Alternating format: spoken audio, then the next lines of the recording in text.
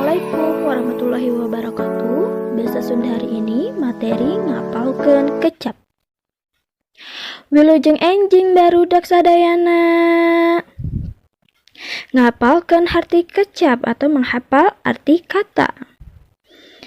Sapa sajodo. Sapasang jumlahna aya 2, sepasang jumlahnya ada 2. Getol, tulaten atau rajin.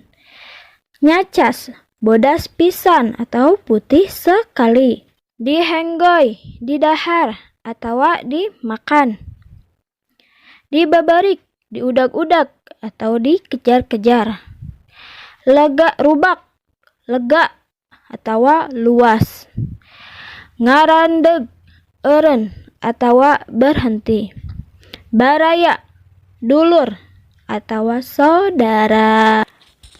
Bangun, siga, kawas atau seperti. Ngarecah, ngadahar kulobaan, dimakan bersama-sama. Unggah, hajat, naik dari air.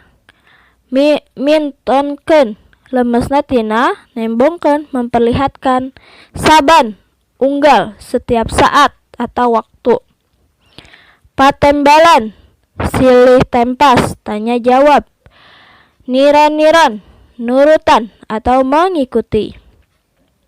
Ngarah, sangkan, supaya. Kuring, abdi atau saya.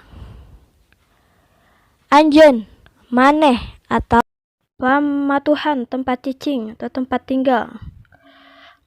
Ranjang, ulin atau berkunjung.